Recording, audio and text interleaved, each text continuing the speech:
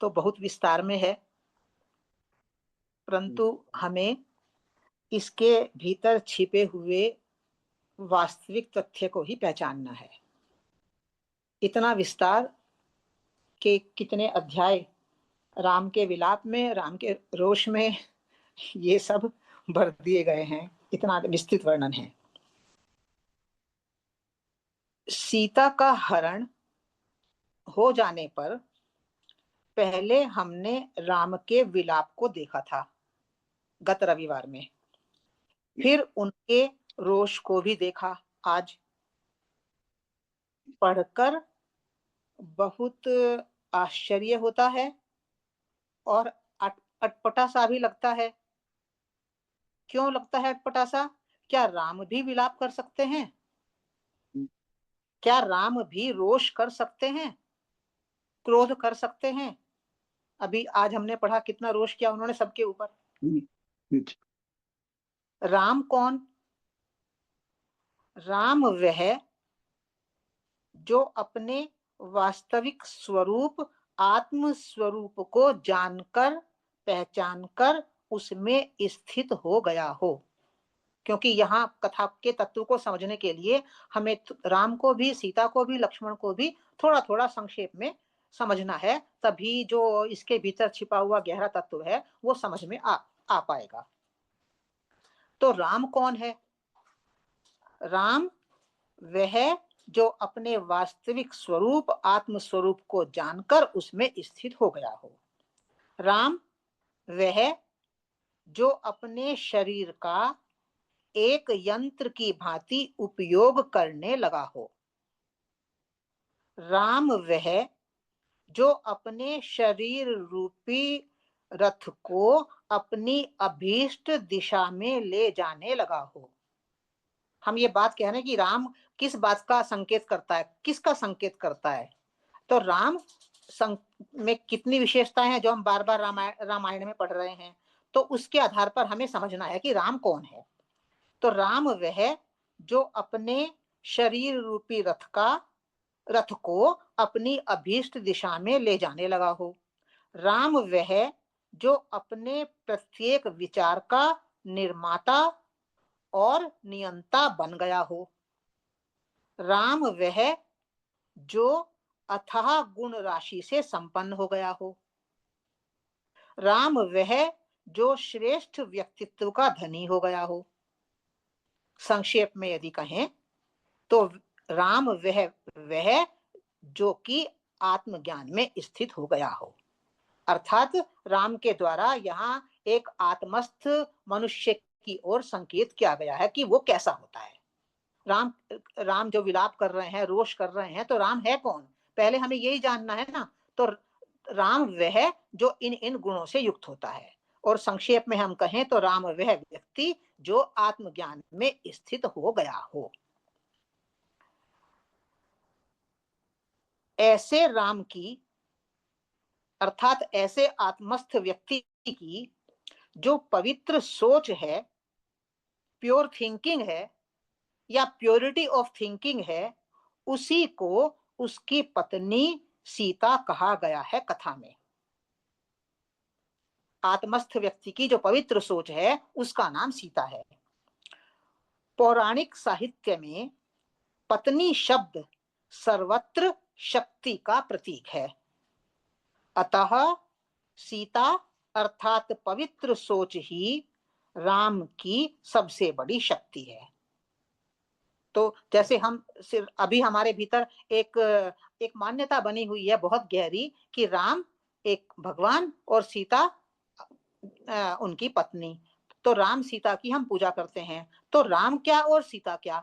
तो ये जब प्रारंभ से हम देख रहे हैं रामायण को, तो इसके पीछे जो छिपा हुआ गूढ़ तत्व है वो ये है कि राम का इशारा किया जा रहा है एक आत्मस्थ व्यक्ति की तरफ, और सीता का इशारा किया जा रहा है उस व्यक्ति की शक्ति। कौन सी शक्ति? जो उसकी पवित्र सोच है। तो जो आत्मस्थ व्यक्ति की जो पवित्र सोच होती है वही उसकी सबसे बड़ी शक्ति होती है। क्यों होती है उसकी सबसे बड़ी शक्ति? क्योंकि पवित्र सोच से ही वाणी पवित्र होती है। यदि हमारी सोच पवित्र होगी तभी हमारी वाणी पवित्र बनेगी। यदि हमारी सोच पवित्र होगी तो सोच, उस पवित्र सोच से ही हमारा आचरण पवित्र होगा। तो आत्मस्थ व्यक्ति की पवित्र सोच से उसकी वाणी भी पवित्र होती है और उसका आचरण भी, उसका व्यवहार भी, उसका कर्म भी पवित्र ही होता है। तो ये हो गई राम कौन और सीता कौन। अपने ही भीतर का कोई विकार उभर कर, यानी कि छिपे हुए विकार हमारे भीतर सब छिपे पड़े हुए हैं, पर अपना ही कोई विकार उभर कर ऊपर आकर अपनी ही पवित्रता का हरण कर ले, तब राम का अर्थ आत्मस्थ व्यक्ति का दुखी होना स्वाभाविक है। राम कहो या आत्मस्थ व्यक्ति कहो, इसको हमें सतत रूप से याद रखना है इन बातों को कि जो आत्मस्थ व्यक्ति है उसकी पवित्र सोच उसकी सबसे बड़ी शक्ति होती है, और उस शक्ति का ही यदि हरण हो जाए उसके भीतर से किसी भी कारण से, किसी विकार के कारण, अभी आगे हम देखेंगे, तो निश्चित रूप से उस आत्मस्थ व्यक्ति का, उस राम का दुखी होना सहज है, स्वाभाविक है। इसी बात को कथा में राम के विलाप के रूप में प्रदर्शित किया गया है, और इस राम के विलाप को हमने गत रविवार में समझने का प्रयास किया था कि राम विलाप कर रहे हैं, क्यों कर रहे हैं, क्योंकि आत्मस्थ व्यक्ति की पवित्र सोच का हरण हो गया है। अब आगे, अब आज का देखते हैं कि जो आज हमने पढ़ा है। अब आज की कथा में राम के रोष का भी, रोष कहो, क्रोध कहो, गुस्सा कहो, कुछ भी कहो, आज की कथा में राम के रोष का भी विस्तार से वर्णन किया गया है। राम के इस रोष के माध्यम से भी एक गहरे तथ्य की ओर संकेत किया गया है। वह तथ्य क्या है, अब हम उसको देखेंगे। यदि कथा ना होती, जो आज हमने कथा पढ़ी है, यदि यह कथा ना होती तो हम उस गहरे संकेत को भी कभी समझ ना पाते जो इस कथा के भीतर छिपा हुआ है। कथा है तो हम उसको समझ सके हैं। यदि कथा ना होती, क्योंकि ये अंतर यात्रा है, हमारे ही भीतर चलने वाली आत्मस्थ व्यक्ति की एक अंतर यात्रा है ये पूरी राम कथा, कि अंदर किस किस प्रकार से क्या क्या घटित होता है, कब कब। तो इस अंतर यात्रा को हम कैसे जान पाते, पर कथा के माध्यम से हम इस अंतर यात्रा को समझने का प्रयास कर सकते हैं कि जब आत्मस्थ व्यक्ति अपनी यात्रा पर चलता है तो क्या क्या कठिनाइयां आती हैं, क्या क्या परेशानियां आती हैं, और वो उनका सामना कैसे करता है। तो इस कथा के माध्यम से भी एक गहरे तथ्य की ओर संकेत किया गया है। यदि कथा ना होती तो हम इस संकेत को समझ ही ना पाते। राम का रोष सारी प्रकृति के ऊपर है।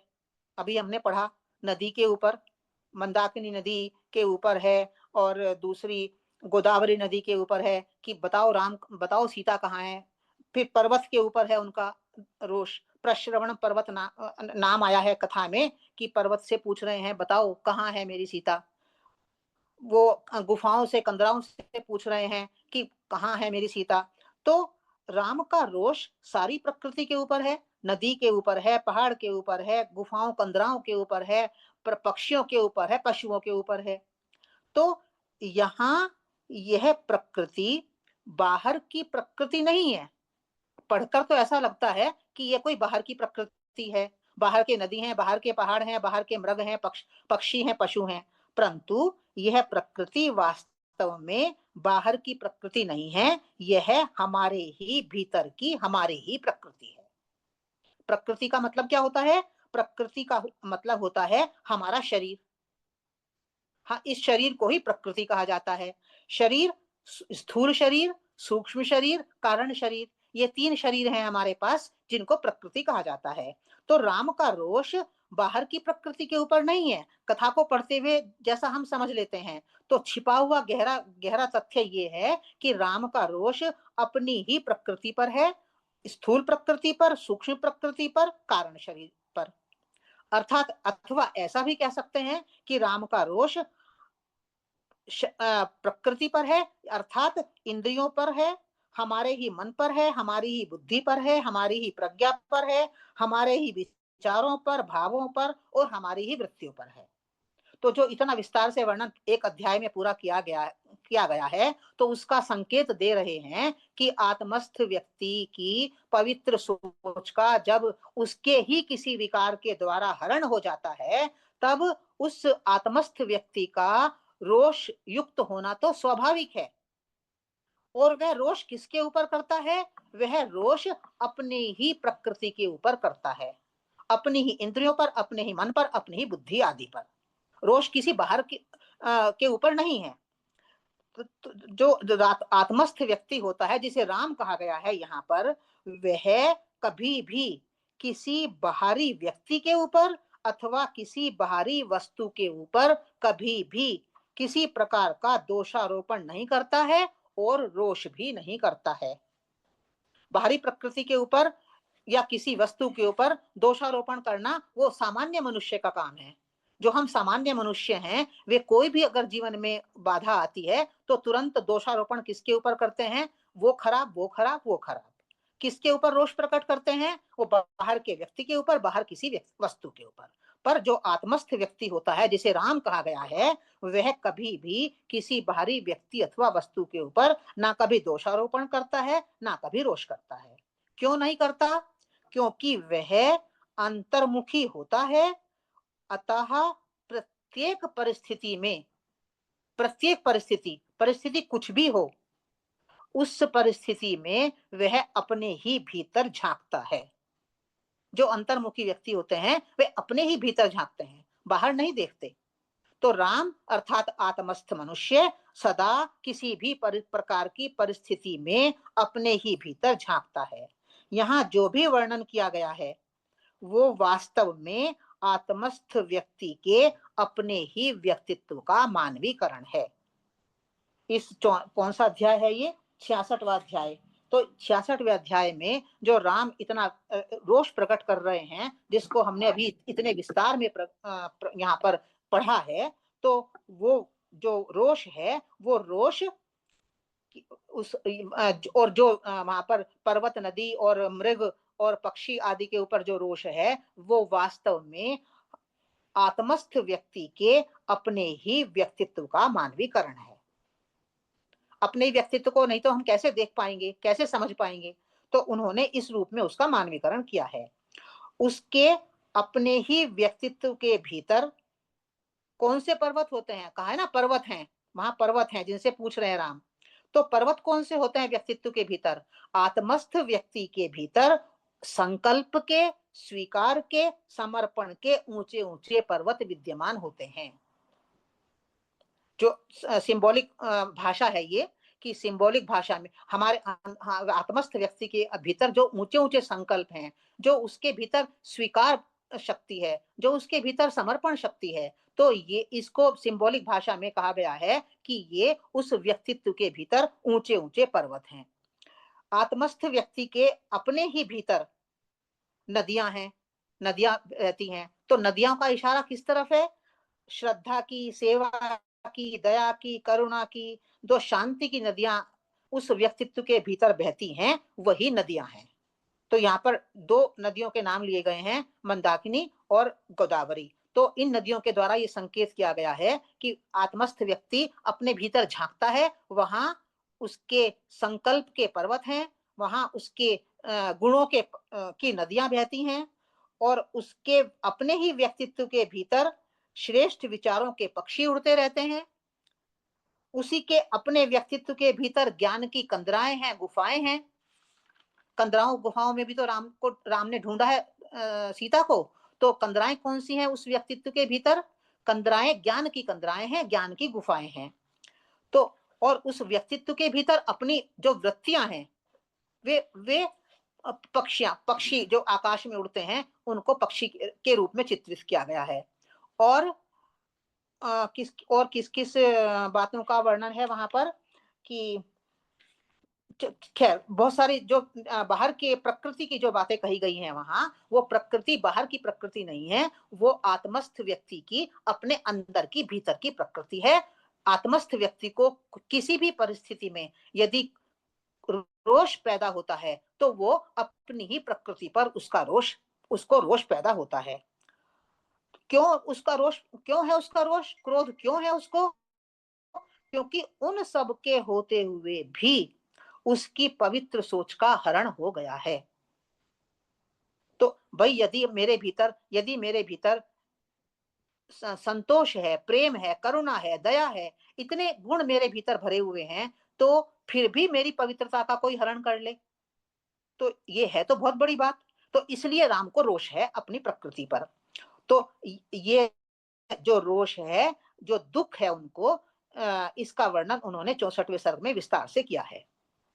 अब प्रस्तुत कथा में एक संकेत तो ये दे दिया उन्होंने कि राम का रोष है, राम का विलाप है सीता के लिए। तो वो विलाप हम सोचते हैं कि क्या राम, ऐसा सामान्य व्यक्ति भी ऐसा रोष नहीं करता, ऐसा विलाप नहीं करता? तो राम क्या गए बीते हैं एक सामान्य मनुष्य से भी? तो वो, तो संकेत ये किया जा रहा है कि नहीं, जो वर्णन है वो बिल्कुल सही है। उसके द्वारा ये संकेत किया जा रहा है कि जब भी आत्मस्थ व्यक्ति की पवित्र सोच का उसके अपने ही विकार के कारण हरण हो जाता है, तब वह किसी को दोष नहीं लगाता, वह अपनी ही प्रकृति पर दोष लगाता है, अपने ही गुणों, अपने ही देखता है अपने गुणों को कि तुम्हारे होते हुए और मेरी पवित्रता का हरण हो गया। तो इसलिए रोष जो हमें आश्चर्य जैसा लगता है, वो आश्चर्य की बात नहीं है, वो बिल्कुल सहज है, स्वाभाविक है। यदि हम राम को छोड़ दें, आत्मस्थ व्यक्ति को छोड़ दें, यदि कोई हमारे ऊपर ही यदि हमारा ही विकार हमारी सोच का हरण कर ले, तो हमें भी बहुत रोष होता है। कितने समय से प्रैक्टिस कर रही थी, कितने समय से ये सत्संग में रह रही थी, अच्छा अच्छा सुन रही थी, अच्छा अच्छा पढ़ रही थी, और आज मैं ही अपनी पवित्रता को खो बैठी। तो रोष हमें भी होता है, सामान्य मनुष्य को भी होता है, तो आत्मस्थ व्यक्ति को तो होगा ही। तो इसलिए राम का जो विलाप है, राम का जो रोष है, वो सहज है, स्वाभाविक है, कोई आश्चर्य की उसमें कोई बात नहीं है। तो ये तो हो गया कथा का एक पहलू। अब कथा में एक दूसरा महत्वपूर्ण तथ्य भी छिपा हुआ है, उसको भी देखें। आत्मस्थ व्यक्ति केवल दोष, दुख में या रोष में ही नहीं डूबा रहता, वह अपने प्रत्येक विचार का निर्माता भी होता है और नियंता भी होता है, जिसे राम कथा में लक्ष्मण नामक पात्र के रूप में चित्रित किया गया है। राम रोष कर रहे थे, राम विलाप कर रहे थे, तो अचानक 2 अध्यायों में एकदम लक्ष्मण की अवतारणा हुई और लक्ष्मण कह रहे, समझा रहे हैं राम को। या भाई समझाना तो राम को चाहिए लक्ष्मण को, पर लक्ष्मण समझा रहे हैं राम को। तो क्या संकेत किया जा रहा है इस बात से? इस बात से ये संकेत किया जा रहा है कि आत्मस्थ व्यक्ति अपने ही विचारों का निर्माता होता है, नियंता होता है, और उस निर्माता होने को, उस नियंता होने को ही राम कथा में लक्ष्मण कहा गया है। लक्ष्मण कोई एक व्यक्ति नहीं है। राम जब पैदा हुए तो एक पुत्र के साथ 3 पुत्र और भी पैदा हुए, लक्ष्मण, शत्रुघ्न और भरत। तो राम को भी, हाँ राम, तो इसका तात्पर्य ये होता है कि जैसे ही हम आत्मज्ञान में स्थित हो जाते हैं, हम अपने वास्तविक स्वरूप को पहचान लेते हैं कि मैं चैतन्य शक्ति आत्मा हूं, मैं शरीर नहीं हूं। जैसे ही हम इस स्थिति को पहचान लेते हैं, वैसे ही हम अपने विचारों के भी निर्माता हो जाते हैं। अर्थात हमें ये समझ में आ जाता है कि एक एक विचार की रचना मैं ही कर रहा हूं अपने भीतर। मेरे भीतर कोई दूसरा नहीं कर रहा है विचारों की रचना। मैं चैतन्य शक्ति, मैं आत्मा ही अपने एक एक विचार का निर्माण कर रही हूं, और मैं ही अपने विचारों की नियंता भी हूं। तो ये है लक्ष्मण का अवतरण। तो जो लक्ष्मण का यहाँ पर आया है कि लक्ष्मण राम को समझा रहे हैं, उसके द्वारा ये संकेत कर रहे हैं कि चूंकि आत्मस्थ व्यक्ति अपने ही विचारों का निर्माता होता है, नियंता होता है, इसलिए वह राम को अब क्या समझा रहा है, अब इसको देखते हैं। राम को अर्थात आत्मस्थ व्यक्ति को अपने ही भीतर, अपनी ही लक्ष्मण शक्ति से, आत्मस्थ व्यक्ति को अपने ही भीतर यह निर्देशन त्वरित रूप से प्राप्त होता है कि दुख को छोड़ो, रोष को भी छोड़ो। देखो सामान्य व्यक्ति होता है, वो दुख में भी होता है और रोष में भी होता है, पर वो दुख में और रोष में कब तक रहता है, कोई उसकी लिमिट नहीं है। बहुत समय तक रह सकता है, कई कई दिनों तक, कई कई महीनों तक और वर्ष भर भी बहुत लंबे समय तक वो विलाप में, दुख में और रोष में रह सकता है। परंतु यहाँ पर ये संकेत किया जा रहा है कि आत्मस्थ व्यक्ति चूंकि अपने विचारों का निर्माता होता है, नियंता होता है, इसलिए वह अपने ही भीतर की निर्देशन शक्ति से ये निर्देश प्राप्त करता है कि दुख को छोड़ो, रोष को छोड़ो, क्या करो, अपनी प्रकृति के ऊपर दोषारोपण भी मत करो, उसको भी छोड़ो, क्या करो, अपने ही भीतर ये अनुसंधान करो, ये खोज करो कि अपनी ही पवित्र सोच को, अपनी ही सीता को हरने वाला, हमारे भीतर रहने वाला वो तत्व कौन सा है। लक्ष्मण ने कहा है कि आप शांत, भैया आप शांत हो जाओ, इस रोष को छोड़ो, अब समाधान देखो कि समाधान क्या है। तो वो संकेत ये कर रहे हैं कि आत्मस्थ व्यक्ति अपने ही भीतर से ये निर्देश प्राप्त करता है त्वरित रूप से कि अब दुख छोड़ो, अब रोष छोड़ो, और अब ये देखो कि कौन सा तत्व मेरे भीतर विद्यमान है जिसने मेरी पवित्र सोच का हरण कर लिया है। तो तो तब अपने ही भीतर रहने, तब क्या होता है फिर आगे जैसी कथा बढ़ती है तो गृध्र की कथा आ जाती है कि उनको जटायु मिल गया रास्ते में। तो इसके द्वारा फिर वो संकेत कर रहे हैं कि जब आत्मस्थ व्यक्ति ये डिसाइड कर लेता है कि मेरे भीतर का विकार कौन सा है, किसने मेरी पवित्रता का हरण किया है, तब अपने ही भीतर रहने वाली एक गृध्र शक्ति, जिसे जटायु कहा गया है, गृध्र शक्ति के ऊपर हमने तब बात की थी बहुत पहले। और गृध्र शक्ति का अर्थ है हमारे ही मन के भीतर एक शक्ति निवास करती है। वो शक्ति का काम क्या है? उस शक्ति का, वो पवित्रता की रक्षा की अभिलाषिनी शक्ति होती है। अर्थात हमारे पवित्र सोच को यदि कभी कोई संकट आता है तो हमारे भीतर एक शक्ति विद्यमान होती है, वो चाहती है कि पवित्र सोच को किसी प्रकार से बचा लिया जाए, उसका हरण ना होने दिया जाए। तो ये शक्ति हमारे ही मन के भीतर रहती है, जिसको यहाँ पर गृध्रराज जटायु कहा गया है। तो अब जब आत्मस्थ व्यक्ति ये समझ लेता है कि रोष से भी कोई लाभ नहीं है, विलाप से भी कोई लाभ नहीं है, अब मैं उस तत्व को ढूंढूं जिसने मेरी सोच का हरण किया है, तब उसके ही मन के भीतर रहने वाली ये जो गृध्र शक्ति है, ये उसको दिशा निर्देशित करती है कि तुम्हारे ही भीतर रहने वाला देहाभिमान अभी तुम्हारे ही भीतर विद्यमान है। अर्थात तुम्हारे ही मन की गहराई में तुम्हारा ही देहाभिमान पड़ा हुआ है, वो देहाभिमान ही तुम्हारी पवित्र सोच को हरने वाला है। गृध्र ने कहा ना कि रावण दक्षिण दिशा की तरफ रावण गया है और वो सीता को लेकर गया है। तो वो क्या कह रहे हैं कि जो हमारे भीतर की ये शक्ति है, ये आत्मस्थ व्यक्ति को तुरंत दिशा निर्देश देती है कि कोई बाहर की वस्तु नहीं है, कोई बाहर की कोई व्यक्ति नहीं है, तुम्हारे ही गहरे मन में तुम्हारा ही देहाभिमान पड़ा हुआ है। वो देहाभिमान संस्कार रूप होकर पड़ा हुआ है, उस वही संस्कार ऊपर आता है और पवित्र सोच का हरण कर लेता है। तो तुम्हें काम करना है, किसके ऊपर करना है? अपने ही उस देहाभिमान के ऊपर काम करना है। उस देहाभिमान को ढूंढो, उसके पास जाओ, उसका विनाश करो।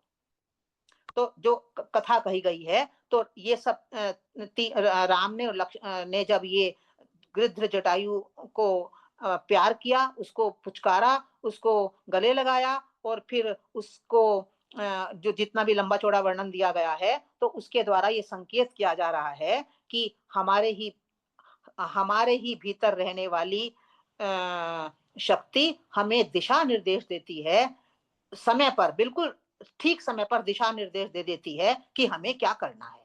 तो सार क्या हुआ? सारी बातों का सार ये हुआ कि हमें एक काम प्रमुख रूप से करना है, हमें आत्मस्थ होने का सतत रूप से प्रयास करना है।